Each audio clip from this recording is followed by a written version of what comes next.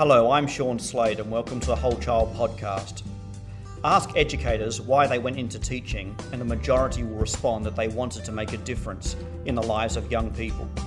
That initial idealism, however, is often challenged by the realities of heavy workloads, classroom discipline problems and bureaucratic demands. On this episode of the Whole Child podcast, our guests will share what led them into teaching, what inspires them, and how they make a difference in their students' lives and learning. From building meaningful relationships or designing innovative programs that help students overcome challenges to raising academic achievement, we are taking steps to focus on the whole child, project by project, classroom by classroom, and school by school. So joining me today are Mark Barnes, a veteran teacher, adjunct professor, international education presenter, and leading authority on student-centered learning and technology integration. He is the creator of the Results-Only Learning Environment, or ROLE, a progressive student-centered classroom that eliminates all traditional teaching methods, including grades. He's also the author of the ASCD book, Role Reversal, Achieving Uncommonly Excellent Results in the Student-Centered Classroom, and ASCD ARIA's publication, The 5-Minute Teacher, How do I Maximize Time for Learning in My Classroom? We also have Kevin Parr, a 4th grade teacher at Abraham Lincoln Elementary School in Wenatchee, Washington, with degrees in environmental science and elementary education. As a Peace Corps volunteer in Guatemala, he realized his passion for teaching and working with children. A 2014 ASCD Emerging Leader, he is also a regular guest blogger for the Whole Child blog and also in service. Ali Rodman, a 2013 ASCD Emerging Leader, instructional coach and professional development facilitator, who is committed to connecting teachers and administrators to the resources necessary to improve student achievement for all learners. She is a former social studies and alternative education teacher and is currently the Director of Teaching and Learning for Mariana Bracetti Academy Charter School, a K-12 Title I school in Philadelphia, Pennsylvania. And Joan Young, a teacher and therapeutic coach with 10 years of teaching experience in elementary classrooms and 25 years of experience tutoring students of all ages. She specialises in working with students who need extra support in self-regulation and executive functioning skills. Her principal interests include the application of positive psychology to education, how resilience can help children who have experienced trauma and loss, mindfulness in schools, and teaching through multiple modalities. She is also the author of a new ASCD ARIA publication, Encouragement in the Classroom, How do I Help Students Stay Positive and Focused, and the blog, Finding Ways for All Kids to Flourish. So welcome Mark, Kevin, Ali and Joan. Good morning. Sean. Pleasure to be here. Thanks so much, Sean. So It's great to be here, Sean. So we'll start with the first question, which is a fairly basic one, which is why did you get into education? And maybe we'll go through this alphabetically and have Ali kick off the discussion. Certainly. Thanks so much for having me this morning, Sean. I've always had this passion for learning and figuring out different problems, looking at complicated situations and trying to figure out the way that they work. I can remember sitting on my parents' porch at 6 or 7 years old and playing school with my little sister. And when she didn't understand how certain problems work, just kind of taking it through with her step by step. And I think that passion continued to develop. I took a few career detours along the way and explored some different things, but I always kept coming back to the idea of education and understanding how critical it is. During my high school and college years, I spent a lot of time working with individuals who were hungry and homeless, and that really helped to clarify for me how important education is in one's development and being able to engage in a variety of different things. And so I began to develop a passion, not just for learning and education, but specifically education for students in low-income communities. And I've been proud to work in those communities for over 10 years now. Wonderful. Thank you very much. Joan, can we hear from you? Sure. Good morning. I'm also really glad to be here. And like Allie said, I also played school, had a big family of lots of kids, and it seemed like someone was always sharing something that they were learning. I did kind of come into teaching in a roundabout way, though. I majored in psychology, got my master's in clinical psych, and became a foster care social worker. And after 7 or 8 years of doing that and sitting in meetings where teachers and other administrators really didn't understand the effects of trauma and loss on these students and their learning, I realized that maybe I could make a bigger impact if I actually went into the classroom and tried to work with 20 students at the same time instead of my caseload, which could be, really huge and not feeling very impactful. So I really wanted to take what I knew from psychology, apply what happens when you look for strengths and you look for those little bright spots of resilience in kids and try to amplify and grow those instead of looking at kids as broken or needing fixing. So I went into teaching and never looked back. So I'm really happy to be here as well. Very nice. Yeah. Much of the stuff you talk about reminds me. I used to work with Bonnie Bernard in Northern California as well, and much of her resilience research talks about the same thing, about making sure that every child succeeds and every child flourishes, and how we start to really refocus education from a deficit perspective to a strength-based perspective. How about Kevin? Can you? Because I think your story is a little bit different as well. Yeah, it is a little different. Kind of different than Joan and Allie. I come from a big family of teachers, so I spent most of my life trying really hard not to go into education. And then I found myself in the Peace Corps, not knowing the language or the customs or directions or anything that was going on. So the first people I looked to for help were the kids. And some of them were as young as 6 or 7 years old. And they were kind of my lifeline. So through that experience, I started viewing teaching not really as telling people, but more as talking with people and listening and learning. And that really inspired me to get in the classroom and to try to apply that in a classroom setting in schools. Very nice. And let's finish up with Mark to give your little story about how you got into education. Thanks, John. Although I'm thankful for it, I would say that I went through sort of the wrong route to education, and that is that I was, while I was a journalist out of college, I worked for a local newspaper. I started coaching, and I really loved sports and interacting with kids that way, and I wanted to work full-time really coaching kids, and so I said the best way to do that is to be a teacher. And so the teaching aspect itself was sort of secondary for me. It was just a route for me to do more coaching.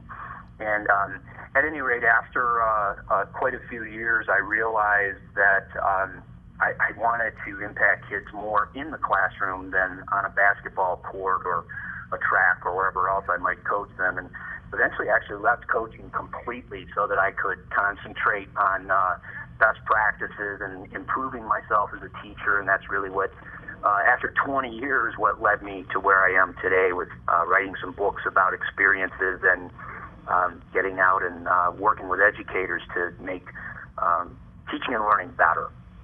Yeah, you know what's obviously interesting is that nobody went into teaching to further develop students' math and literacy skills necessarily, but you all have come back from as most teachers do when they talk about why they go into teaching or how they got into teaching.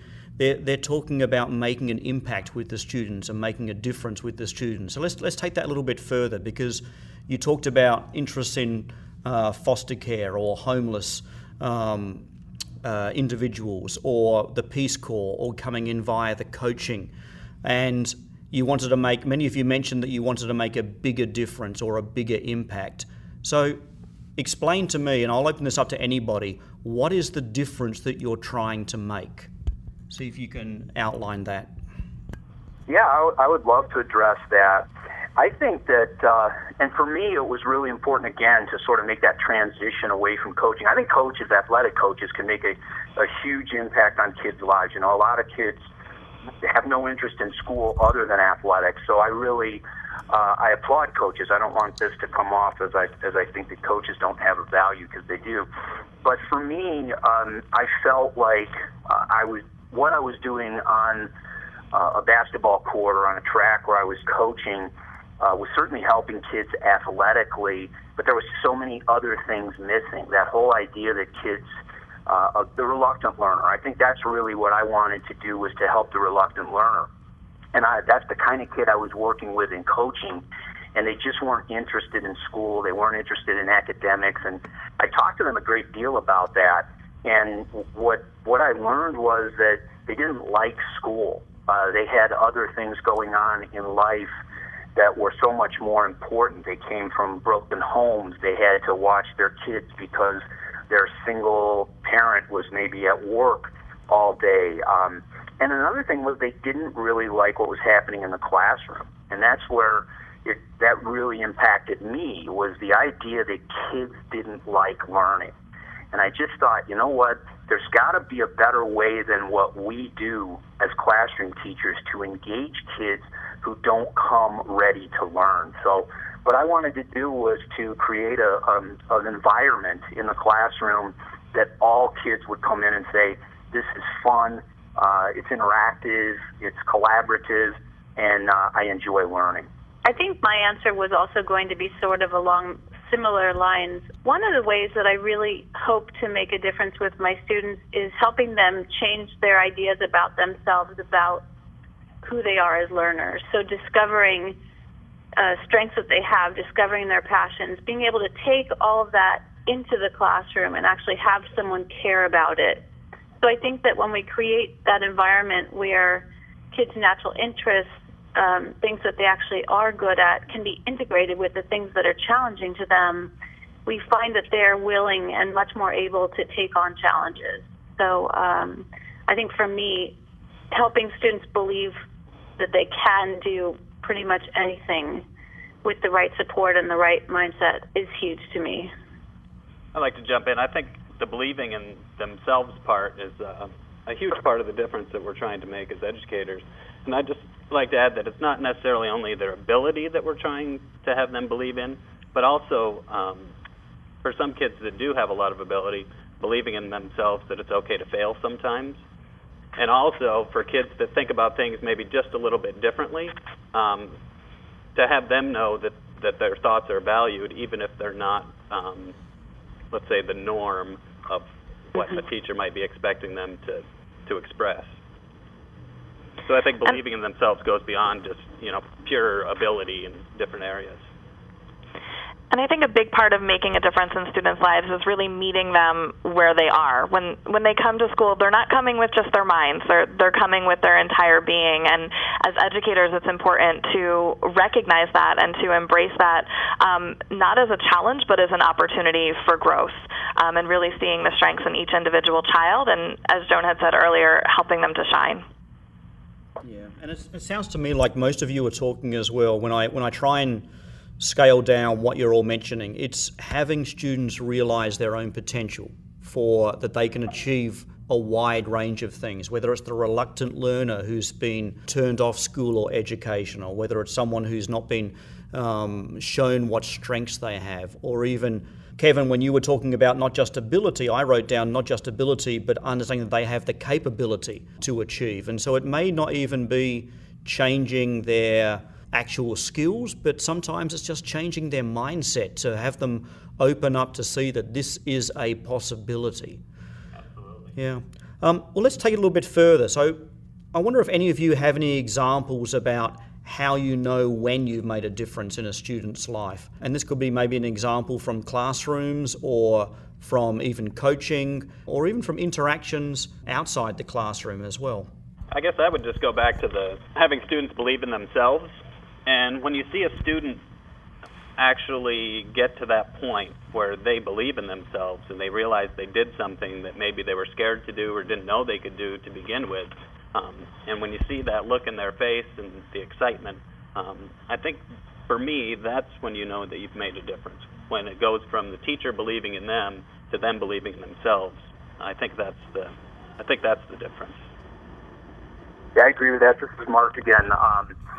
For me, one of the big things was, Sean, you mentioned it, when you see kids maybe later, maybe after they're your students. There's a few kids that when you have them as students will, always come up to you and say, hey, thanks, or I learned this, or I appreciate this or that. But those are few and far between. And what I've always appreciated was a few years later seeing a kid that maybe was really struggling throughout the year and was that student who just really didn't enjoy learning. And you see them later and you see their growth. You see that they are now performing well. I had one specific kid came up to me in the mall, and this was probably 5 or 6 years after I had him in middle school.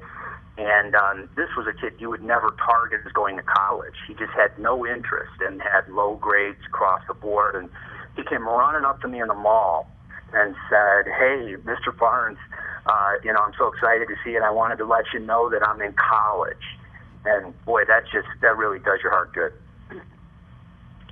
As an instructional coach, I spend a lot of time working with teachers and sitting down one-on-one with our students to conference just about their progress. And I think what's so inspiring for me, and one of the ways that I know that we as educators make a difference, is when students are able to communicate their own progress independently. So when a student is able to come up to me and say, hey, Ms. Rodman, I know we talked about moving 10%. I moved 12 or 14%, and to just see that gleam in their eyes and know that they believe that they can do it and they're so proud of themselves.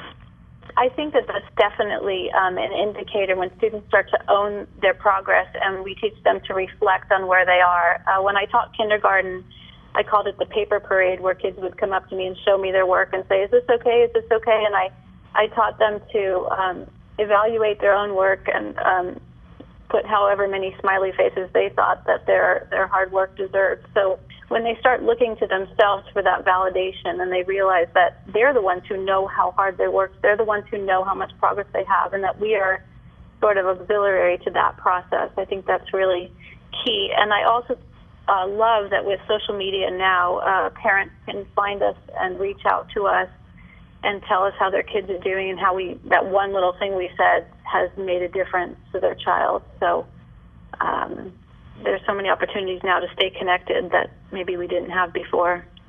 Yeah, that's a true point. We often talk about Twitter or social media in terms of even professional development or learning for teachers, but it's got to also increase that interaction. Once students have left the school, moved on in life, then I'm sure that many more of those stories that I believe it was Mark that was talking about are probably going to be happening to teachers, about saying you made a difference and thanks very much. And because sometimes the immediate reaction is that spark in the eye of the student when they get something or they realize they can do something more than they first anticipated. And they may not realize what impact that has until maybe several years later. Mark, we talked about how you came into teaching from the coaching of basketball, and I was a former PE teacher as well and also a coach, though not basketball. My lack of over 6 foot height would probably curtail that pretty quickly, so I was much better at playing soccer. And I'm a strong believer that, as you are as well, that coaches and athletes as well can actually impart a lot of exceptional learning environments and learning opportunities for students. And so one thing that I know that you've done in the classroom is start to look at giving up what you call control in the classroom. So maybe you can explain a little bit about what does that mean to you, and also what does giving up control mean in your classroom?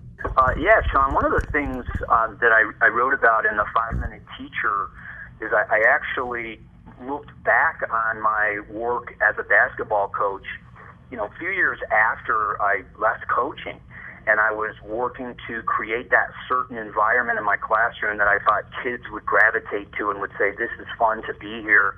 And I reflected on my days as a basketball coach and thought about what a practice looked like.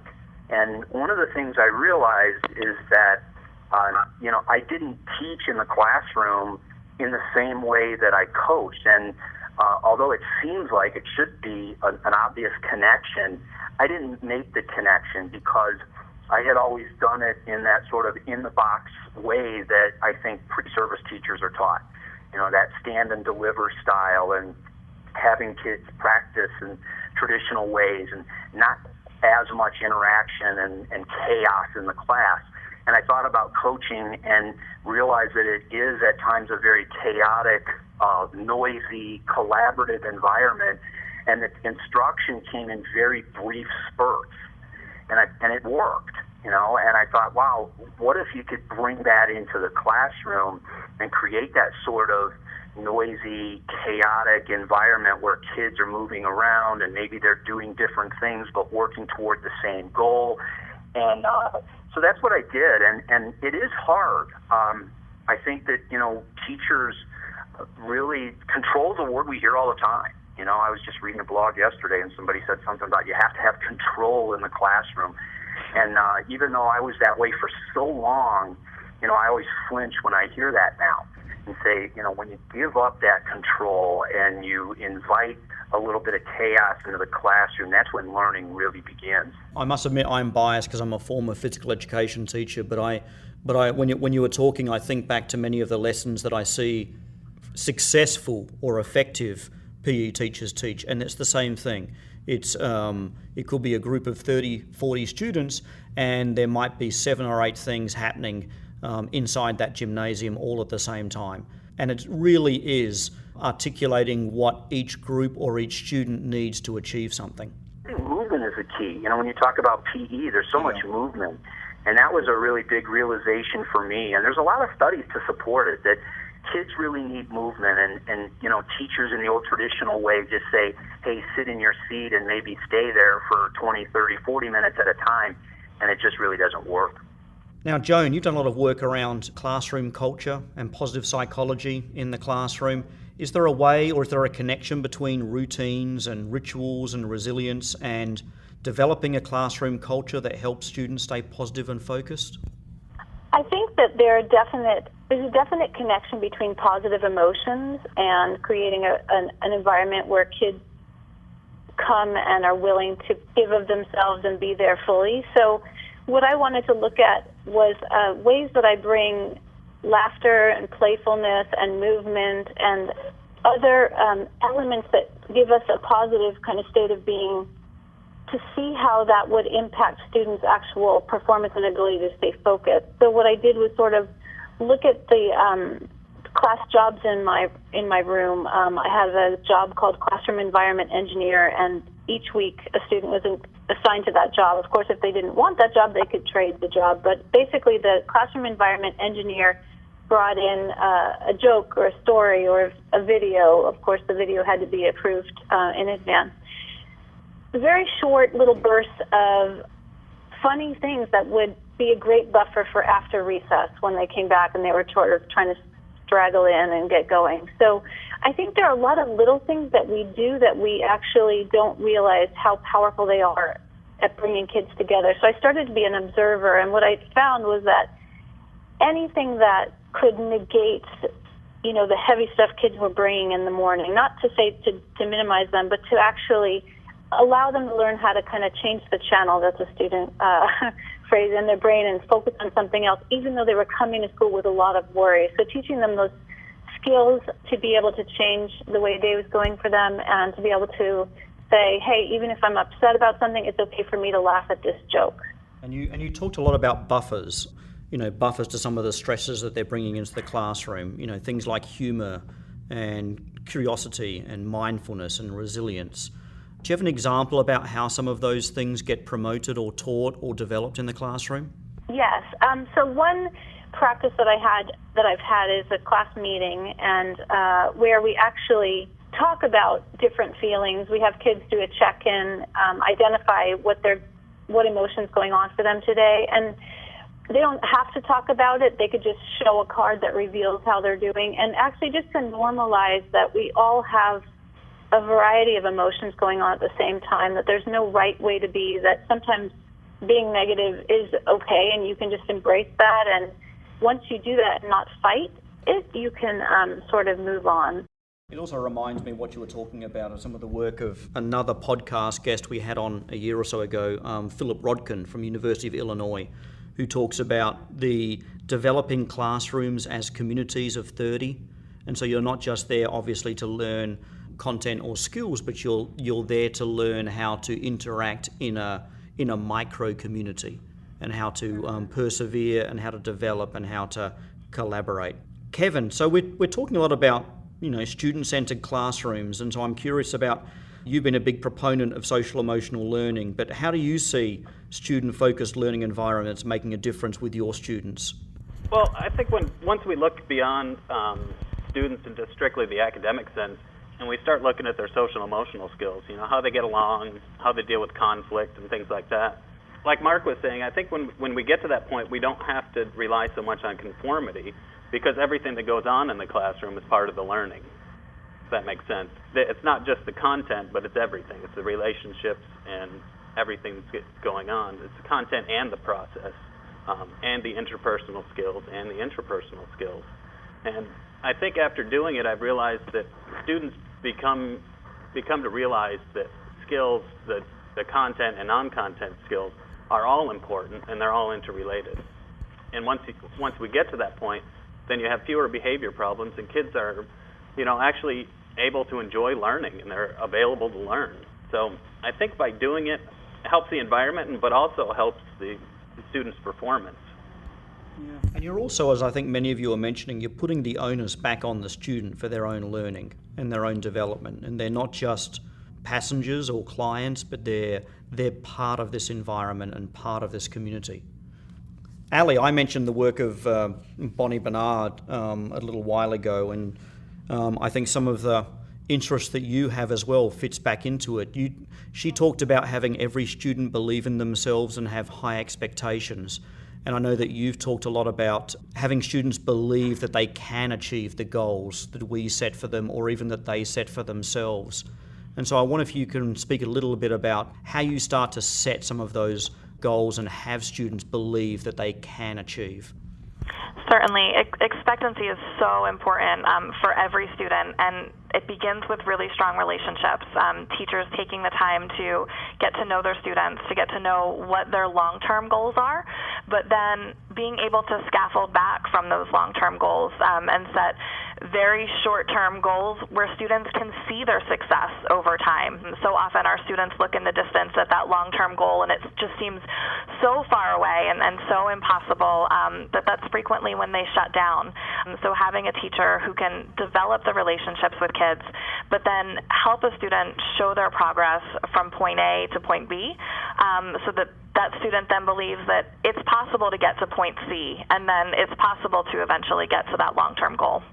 You mentioned there about the role of the teacher and in developing relationships. So I want you to think back to your school days. And is there a teacher or an adult that you knew in school who made a difference in your life and learning? And it might be someone that inspired you to move into education, or it might be someone that allowed you to see your potential to move into another field. This is Mark. I'll go on this one. This one means a lot to me, Sean, because I'll tell you, I wish that in my adult life I had been smart enough to reflect back to my childhood, all the way back to 6th grade, and remember what this teacher meant to me, because I think I would have been a much better teacher right away, instead of being that sort of in-the-box teacher that, I think is just not the way to be. I had a teacher in 6th grade who, and not to date myself, but we're going back a long time. And, this guy he was just way ahead of his time. I think he was a visionary, because he did so much of the kinds of things that we're talking about, in this conversation today. Really worked with the whole child before whole child was a popular phrase. And he did student-centered learning before I think anybody even knew what student-centered learning was. And it was just, that was the one teacher. And honestly, from K all the way through 12, and this, I guess, is a sad statement about education back when I was a student, this is the only teacher that I could say really made a huge difference in my life, because I felt like he made me feel important, and he made learning seem important to me.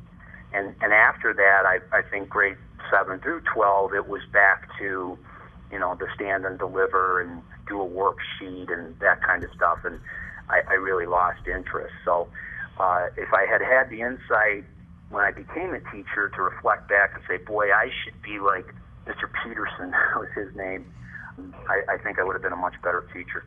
Yeah, and I think in this era of full disclosure and praising people, I think if you can remember the person's name, I think there's absolutely no harm in mentioning the teacher's name or the person's name, because we're highlighting and celebrating them making a difference in your lives as well. I have a similar story, actually, to Mark, in that there's one particular teacher who stands out. And in my early years of teaching, I really didn't understand what a gift his classroom had been to me, because it was such an aberration from the other classrooms that I had been in that I actually thought, that was the 70s, and this guy who let us sit under tables and make our learning forts and do our projects together. And this is my fourth grade teacher, Mr. Kauser.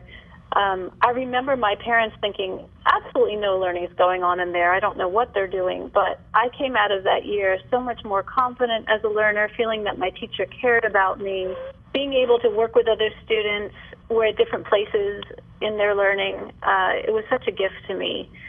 And when I first became a teacher, my model for teaching was the control model, because that's the model that I predominantly, saw.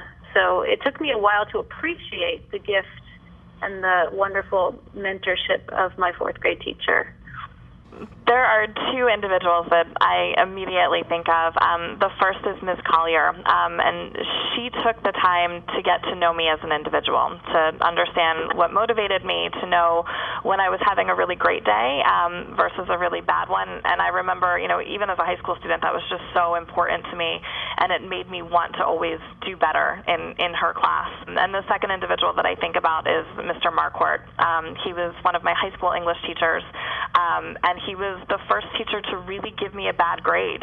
And it stuck with me because my work with Mr. Marquardt, it wasn't about the grade. He was the first teacher to really teach me that it's about the learning, and it's about always getting better and growing. And that's something that continues to stick with me, not only as a teacher, but now also as a school leader.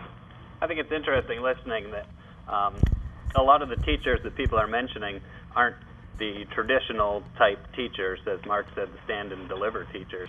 And it's interesting how the parents' perspective on what their kids were doing in school wasn't always that positive, but what the kids were feeling was positive. It's kind of an interesting observation. Yeah. And do you have somebody, Kevin, that inspired you? I talk with my brother, who's a college professor, about this all the time, and neither of us can put our finger on one specific teacher, or a couple teachers even, that made a particularly big impact. So we've come to decide that they've all made an equally positive impact on us. Well, we won't ask you to name every single teacher you had then, because we could be here for a little while longer. Yeah, and when I think of that question as well about who inspired me, I also think back to my teachers back in what was primary school in grade 6 and grade 7, Mr. Bartlett and Mr. Thorne, and many of the things that you were all talking about developing relationships and being very open-minded, also expecting and demanding you to do things, but in a very student-empowered way. And I think it's interesting also that many people talked about elementary school teachers or middle school teachers, and I think it's when you make those connections, those relationships. And that was, we just finished, by the way, as many people may have known, our Whole Child Symposium about a month ago. And the last session that we had was a student panel, and we asked them about what schools in the future should look like if they were able to design or invent them. And obviously, the concept of having student choice and developing their own personal interests and personal skills came through loud and clear, but the other element that came through loud and clear was having schools that felt like a community where everybody was accepted, where it was more of a coffee shop kind of discussion. And so those relationships came through loud and clear as well. And I think we're getting the same message from our panel here. To end up with then, I'm going to ask you two questions to finish up this wonderful podcast. And one is, what inspires you as an educator? and also what's the most important thing about being an educator. And they may be the same answer, but we'll leave them as two questions. Okay, I'll go again. Mark. What inspires me, first of all, is people like the ones that we're talking to today. I think that teachers in general are inspirational because I think they do the most honorable job in the world. But I really appreciate educators who have done something already, have been in the classroom, have practical experience, have researched best practices, and then are doing other things outside of the classroom to make education better. And you listen to this panel, and everyone is doing something beyond just teaching the kids, which is obviously the most important thing, but then helping other educators to be better. And I think that people, especially who work with the tough kids, the reluctant learners, I really appreciate them as well. So I would say that's what inspires me. What was the second part of the question, Sean? Second part was, what's the most important thing about being an educator? That's easy for me. I would say change. I think that I think that we are far too static in methods and our approach and philosophy of education. And to me, the most important thing is change. We have to have more conversations like the one we're having now, and keep writing great books and putting great books out there for educators, and do everything possible to inspire teachers to continue to change. And that's not to say that all teachers are bad, because I think there's tons of great teachers right now, like the ones we've described. But everyone needs to continue to evolve because our world continues to evolve. I'll jump in.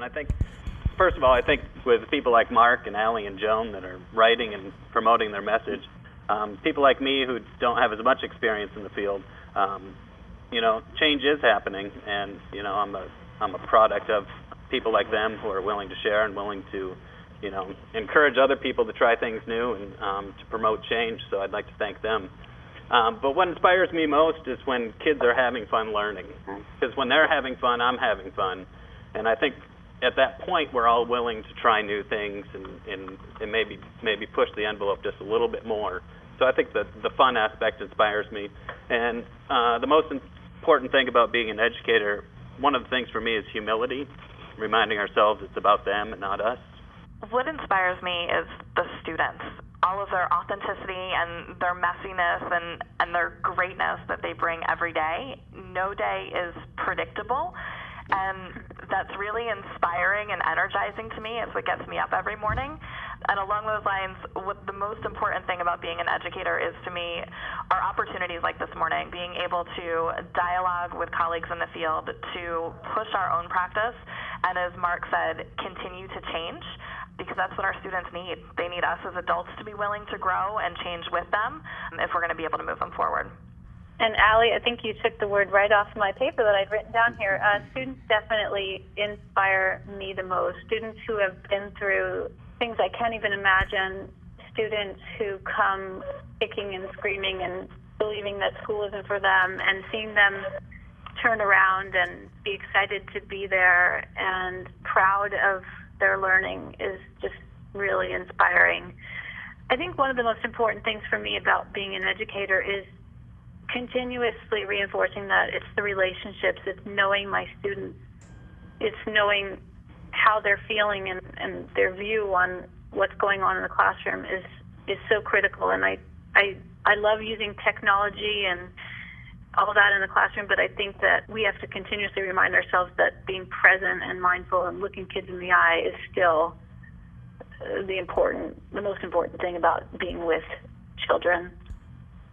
Wonderful. I often talk to people about how, and I think you've all summarized this in your own ways, that going into education, it may not be the most financially rewarding career that you can choose, but it's definitely one of the most ethically or morally rich careers that you can choose. And I think just the fact that the passion and the interest that the four of you have shown, and also your career paths as well, how you've all moved into education and the reasons why you've done that certainly highlights that idea as well. So I want to thank my guests, Mark Barnes, Kevin Parr, Ali Rodman and Joan Young for joining me today, and also thank you for joining us on the Whole Child podcast. Learn how other educators make a difference in students' lives and learning with the summer 2014 issue of Educational Leadership magazine, available beginning June 16 at www.ascd.org/el. This digital issue gives you instant access to stories about individuals, teams, schools, and even a US state that are passionate about teaching and learning. And in a series of videos, you'll hear from Robin Jackson, Baruti Kafele, Doug Fisher, Jeffrey Benson, Michael Ford, Marilee Sprenger, Myron Duick, Mike Fisher, and Eric Scheninger on becoming a teacher and how they make a difference. Access these articles and videos and many others to inspire you over the summer, and download the free Educational Leadership app in iTunes, Google Play, or the Amazon App Store. And if you do not currently receive Educational Leadership magazine, subscribe now to stay informed about new ideas and best practices for educators, often from educators like you've heard today on this panel. If you have a comment or a question about this episode, we'd love to hear from you, and please send an email to wholechild@ascd.org or leave a comment on our blog. And be sure to visit us at wholechaldeducation.org to learn more about how you can support the Whole Child Initiative. Check us out on Facebook, search for Whole Child and like us. I'm Sean Slade, and as always, let's keep working to ensure that each child in each school and in each community is healthy, safe, engaged, supported, and challenged. Take care.